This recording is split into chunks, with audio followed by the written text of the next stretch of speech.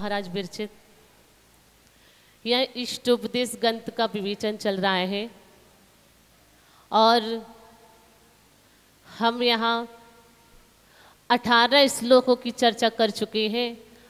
अब हम आगे 19 नंबर के श्लोक की चर्चा करते हैं। तो आचार्य भगवान कहते हैं शरीर और आत्मा इन दोनों का स्वभाव तो उल्टा है। शरीर और आत्मा तो इन दोनों का स्वभाव उल्टा है। शरीर के हित की बात सोचोगे तो आत्मा का हित होगा और आत्मा का हित करना चाहते हो तो शरीर का अहित होगा। और इसी आशय से उन्होंने अगला श्लोक लिखा है। श्लोक बड़ा ही सरल है और बहुत अच्छा है। यज जीवस्योपि काराय यज जीवस्योपि काराय तद्देहस्यापि कारिकम् तद्देहस्यापि कारिकम् यद् देहस्योपि काराय यद् देहस्योपि काराय तज् जीवस्यापि कारिकम् तज् जीवस्यापि कारिकम् यज्जीवस्योपि काराय तद् देहस्यापि कारिकम् यद् देहस्योपि काराय तज् जीवस्यापि कारिकम्।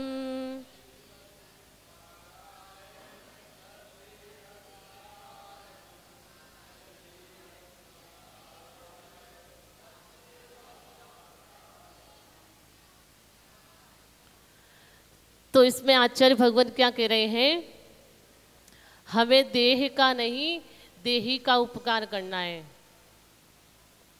तो पहले कह रहे हैं यत जो जीवस्य आत्मा का उपकाराय उपकार करने वाला है तत् वह देहस्य अपकारकम शरीर का अपकार करने वाला है। तो इसमें आचार्य भगवान कह रहे हैं जो जीव आत्मा का उपकार करने वाला है वह शरीर का क्या करता है, अपकार करने वाला है। तो आगे कहते हैं यत देहस्य जो शरीर का उपकाराय उपकार करने वाला है तत् जीवस्य वह आत्मा का अपकारकम अपकार करने वाला है। तो क्या कह रहे हैं, जो कार्य आत्मा का उपकार करने वाला है वह शरीर का अपकार करने वाला है और तथा जो शरीर का उपकार करने वाला है वह आत्मा का अपकार करने वाला है।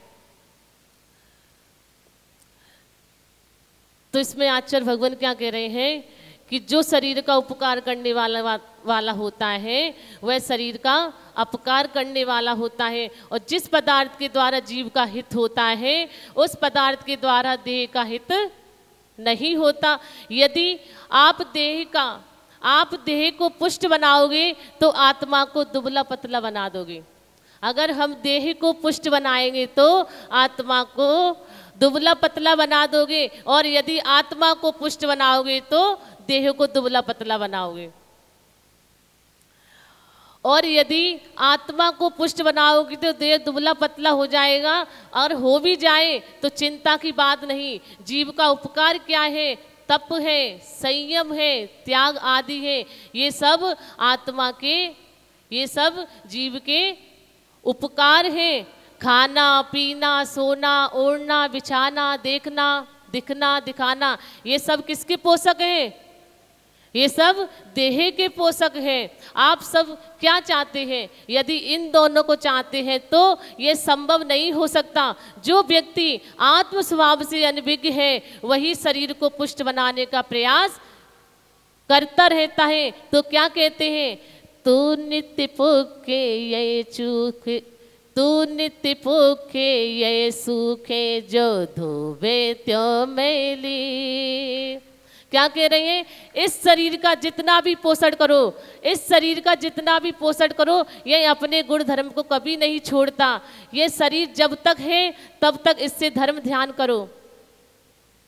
ये शरीर है तब तक धर्म ध्यान करो। जो इस शरीर को धर्म ध्यान में लगाता है वही ज्ञानी माना जाता है। जब ज्ञान के माध्यम से वह अपने हित को भी जान सकता है और अहित को भी जान सकता है और अहित से दूर रह सकता है, क्योंकि कसाय अज्ञान की सपोर्टर है।